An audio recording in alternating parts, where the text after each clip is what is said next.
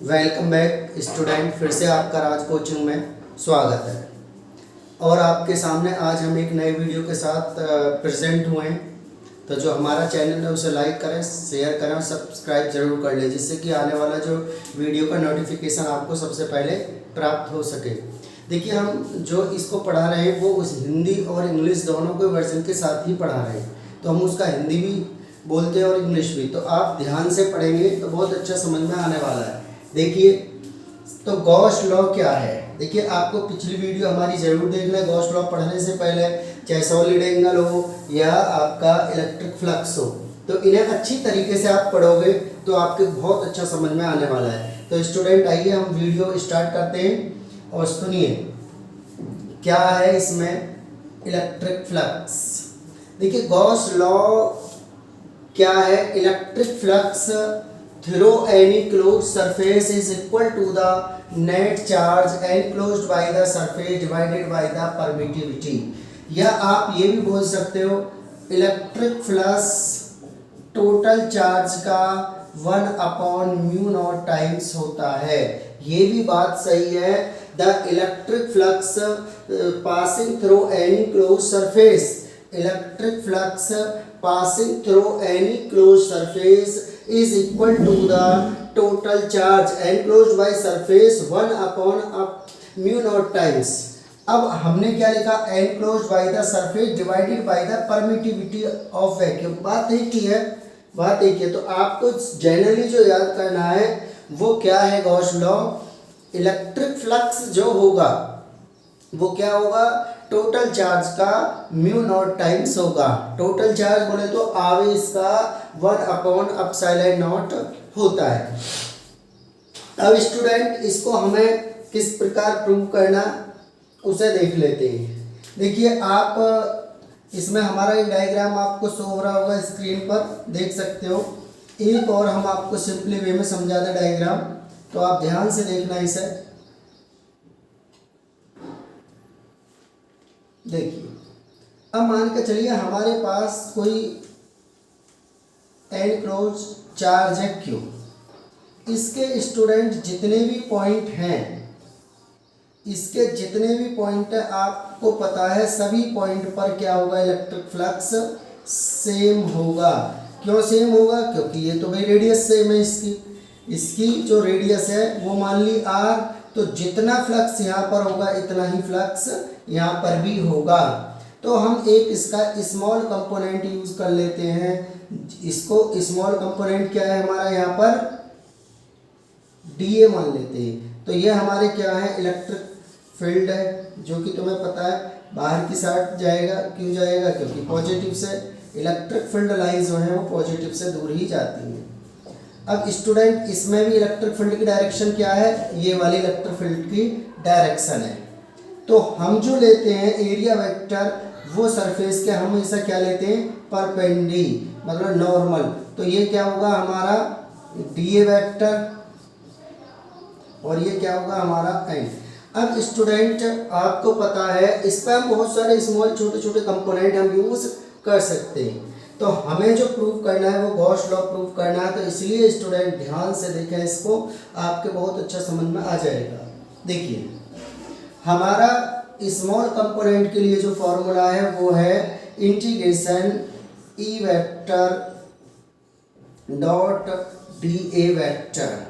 ये किसके लिए है, अगर आपका जो सरफेस है उसमें बहुत सारे स्मॉल कंपोनेंट है, तो सबका अगर हम इंटीग्रेशन कर लेंगे तो हमारा टोटल फ्लक्स निकल आएगा।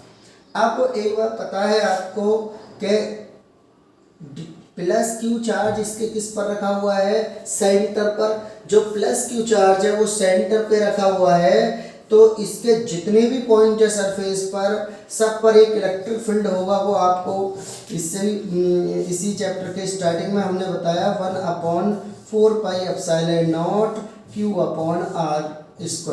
ये क्या है, इलेक्ट्रिक फील्ड का फॉर्मूला है। तो आपके अच्छी तरीके से समझ में आ गया होगा, जितने भी पॉइंट है सरफेस पर सभी पर जो इलेक्ट्रिक फील्ड होगा वो 1/4πε0 Q/r² ही होगा।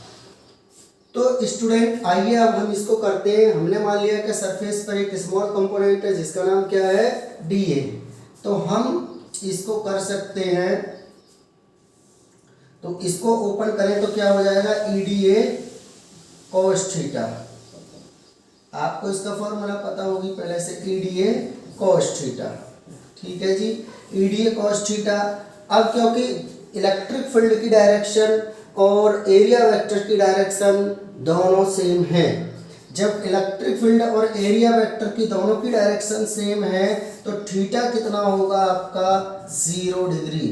कितना होगा, 0 डिग्री।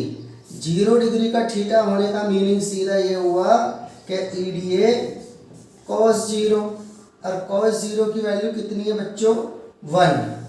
तो आप इसे अच्छी तरीके से समझेंगे तो 1 होने पर ये आ जाएगा integration E D A cos 0 की वैल्यू 1। तो इंटीग्रेशन होगा केवल डी का, क्योंकि डिफरेंस उसी पर यूज हो रहा है, तो ये हो जाए इंटीग्रेशन डी ए।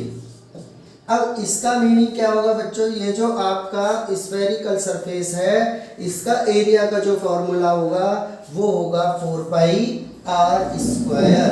क्या होगा, 4 पाई आर स्क्वायर। तो आइए, तो E multiply 4 pi R square. अब हमें लास्ट फॉर्मूला है, हमने कहा था इसके एवरी पॉइंट पर सरफेस पर जो इलेक्ट्रिक फील्ड है वो क्या है,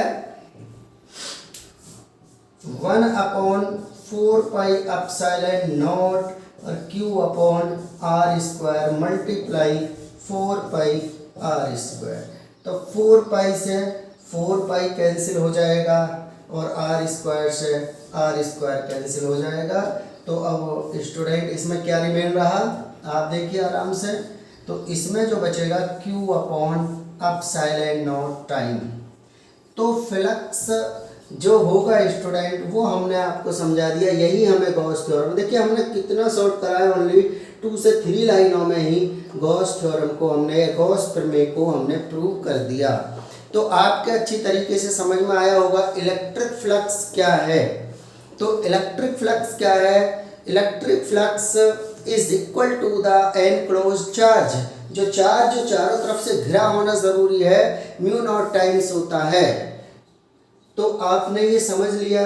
देखिए हमें प्रूव ये करना, तो भाई E vector D A vector ये तो फ्लक्स ही है वास्तव में, तो हम यहाँ इसको हम यहाँ फ्लक्स ही लिख सकते हैं। तो फाई ई हमारा प्रूव हो करके आता है।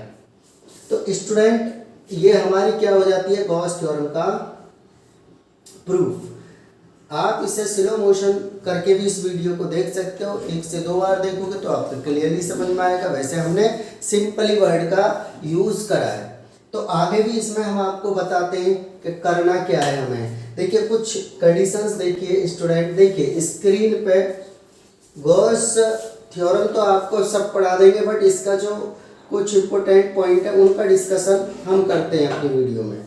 देखिए जो इम्पोर्टेंट डिस्कशन है वो ये है, मान के चलिए हमारा ये जो चार्ज है ये एनक्लोज सरफेस, ये दूसरा चार्ज और ये तीसरा चार्ज। अब तुम देख रहे हो इनकी जो सिमेट्री है वो अलग अलग टाइप की है, ये स्फेयर है, ये क्यूब है और ये अलग टाइप का है, अनसिमेट्री है ये। तो इन सभी से अगर इनके चार्ज इक्वल हैं तो जो इलेक्ट्रिक फ्लक्स है वो सेम ही पास होगा। तो इनका फाई 1 की वैल्यू किसके इक्वल होगी, फाई 2 के, और फाई 2 की वैल्यू किसके, फाई 3 के। तो इट मीन्स दैट इनकी जो वैल्यू है वो टोटल इक्वल ही होंगी। अब एक हमारा थर्ड पॉइंट और है जो कि आप सभी बच्चों को अच्छे तरीके से समझना है, तो ध्यान से देख लीजिए आप। देखिए हमारे पास एक और अनसिमेट्री है जिसमें 3 चार्जेस अंदर है और 1 चार्ज बाहर है। तो हमारा जो गॉस लॉ है वो केवल एनक्लोज चार्ज पर ही डिपेंड करता है। एनक्लोज चार्ज का मीनिंग है चार्ज को उससे एनक्लोज होना जरूरी है। तो हमारा फॉर्मूला देखिए कैसे अप्लाई करना है हमें, वो भी देखिए। तो फाई ई इजकल टू क्या है, क्यू अपॉन एप्सिलॉन नॉट। अब जो हमारा क्यू होगा स्टूडेंट केवल इन्हीं का ही ऐड होगा, बाहर जो चार्ज है इससे हमारा कोई मीनिंग नहीं। क्यों नहीं मीनिंग, क्योंकि ये सरफेस से बाहर की साइड है। तो चार्ज होगा हमारा Q1 प्लस, पर वो माइनस का ऑलरेडी है, Q2 प्लस क्या होगा Q3 अपॉन एप्सिलॉन नॉट। तो ये क्या हुआ हमारा फ्लक्स। तो आप याद रखना इस पॉइंट को भी कि जो गॉस लॉ है केवल एन क्रॉस सरफेस के अंदर चार्ज है, तो उन्हीं को ले सकते हो, बाहर से हमारा कोई मीनिंग नहीं है।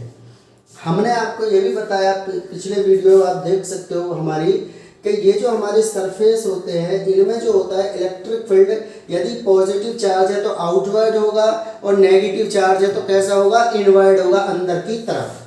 तो आपको हमने गॉस थ्योरम को एक और इसका लास्ट देखिए हम इसका न्यूमेरिकल्स में कैसे यूज़ करना है, उसके लिए जो हमारी चीज़ें बहुत हेल्पफुल है, तो स्टूडेंट इन्हें ध्यान से देखते रहिए आप लोग। देखिए हमारे पास एक क्यूब है और सिमेट्री है। आपको पता है हमारा जो फ्लक्स का फॉर्मूला होना चाहिए, क्या होना चाहिए, phi E equal to Q upon epsilon naught. अब तुम देखते हो इसके कई सारे फेसेस हैं। अगर तुम्हें टोटल फ्लक्स गेट करना है, प्राप्त करना है, तो phi E equal to Q upon epsilon का यूज करोगे। बट यदि किसी में अगर फेसेस हैं और तुम्हें ईच फेस से निकालना है, तो आप क्या करोगे, किसी भी सिमेट्री के लिए आप उसके जो फेस हैं उनसे डिवाइड कर दोगे।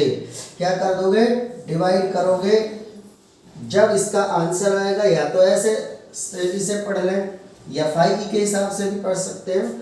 तो अब मान को चलो इसमें 6 या 7 जितने भी फेस हैं या 8 फेस है किसी भी सिमेट्री में, तो आप ईच फेस से निकालने के लिए इस प्रकार का कर सकते हो। तो आज हमने गॉस लॉ को और उसके बारे में थोड़े से पॉइंटों को डिस्कशन किया। तो आज की हमारी वीडियो यहीं पर समाप्त होती है, फिर किसी वीडियो के साथ मिलेंगे। धन्यवाद।